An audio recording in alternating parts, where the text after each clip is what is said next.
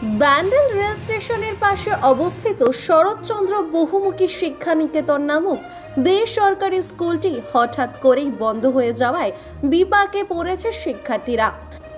গত 4 দশক ধরে চলা স্কুলটিতে হঠাৎ তালা ঝোলানোয় ক্ষুব্ধ অভিভাবকরা।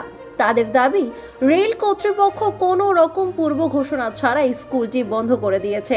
স্থানীয় সূত্রে জানা যায়, এক সময় স্কুলটি ছিল এলাকার অন্যতম গুরুত্বপূর্ণ শিক্ষা প্রতিষ্ঠান। বহু শিক্ষার্থী এখান থেকে পড়াশোনা করে জীবনে প্রতিষ্ঠিত হয়েছেন।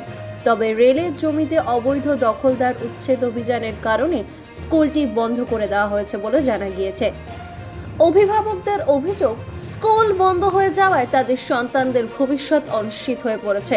তারা অবিলম্বে বিকল্প ব্যবস্থা গ্রহণের দাবি জানিয়েছেন।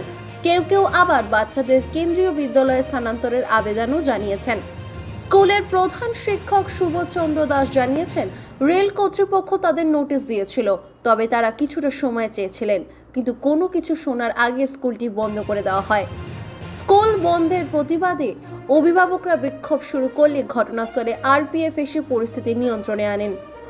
পূর্ব রেলের মুখ্য জনসংযোগ আধিকারিক দীপ্তিময় দত্ত জানিয়েছেন, রেলের জমিতে অবৈধ দখলদার উচ্ছেদ করা হচ্ছে। ব্যান্ডেল স্টেশন ও সংলগ্ন এলাকায় পরিত্যক্ত কোয়ার্টারে যারা অবৈধভাবে বসবাস করছেন তাদেরও উচ্ছেদের নোটিশ দেওয়া হয়েছে। ব্যান্ডেল জংশন স্টেশনকে ঢেলে সাজানোর জন্য এই উচ্ছেদ অভিযান চালানো হচ্ছে। এই ঘটনায় শিক্ষার্থীদের ভবিষ্যৎ নিয়ে অনিশ্চয়তা তৈরি হয়েছে। অভিভাবকদের দাবি, অবিলম্বে এই সমস্যার সমাধান করা হোক। স্যার বললো যে স্কুলটা রেলের জায়গা থেকে এখন নোটিশ দিয়েছে, স্কুলটা 1 সপ্তাহ আমাদের টাইম দিন, আমি 1 সপ্তাহ পরে 6 তারিখ স্কুল খুলবো। এই জন্য আমরা গার্জেনরা সবাই বাচ্চা নিয়ে স্যারকে বললাম তালা মারা কেন, বলে রেলের থেকে তালা মেরে। স্যার বলছেন আমাদের আরো 1 সপ্তাহ টাইম দিন, কিন্তু আমরা আর 1 সপ্তাহ টাইম দিতে পারবো না, কারণ এখন পরীক্ষার সময় বাচ্চাদের ভবিষ্যতের ব্যাপার আমাদের তো চিন্তা করতে হবে। কিন্তু আমরা চাই সোমবার থেকে স্কুল, আর যতদিন না ঘর পাচ্ছে রেল যেন আমাদের স্কুল করার অনুমতি দেয় না। আজকে সকালে এসে কি দেখলেন? কোন শিক্ষক ছিল? তিনি কি বললেন? আরো 1 সপ্তাহ আমাদের টাইম দিন, কিন্তু আমরা আর 1 সপ্তাহ টাইম দিতে পারবো না। অলরেডি 10 দিন এমনি পেরিয়ে গেছে, এমনি ঠিক মতন এখন বাচ্চাদের পড়াশোনা আগের মতন হয় না। কি চাইছেন আপনারা? কি চাইছেন? সোমবার থেকে স্কুল হোক, আর যতদিন না স্কুল হবে স্যাররা তো আমাদের সাথে আছে, আমরা স্যারদের সাথে সহযোগিতা করবো। ওই জন্য আমরা রেল অবরোধ করবো, যেন রেল থেকে এসে আমাদের সাথে কথা বলুক যে আমাদের যতদিন না কোনো ব্যবস্থা করা হচ্ছে ততদিন আমরা এখানে স্কুলটা করতে চাই। আমাদের বক্তব্য, এখানে যেমন রেল ডেভেলপমেন্ট করছে ভালো কথা, আমরা ডেভেলপমেন্টের সবসময় সাথে আছি, কিন্তু এই স্কুলটাকেও রেলকে ভাবতে হবে। এতগুলো ছাত্রছাত্রী, তাদের বাবা মা, হ্যাঁ এত ছাত্রছাত্রীকে নিয়ে রেল তাহলে ভাবুক, রেল তাহলে আমাদের একটা জায়গা দিক।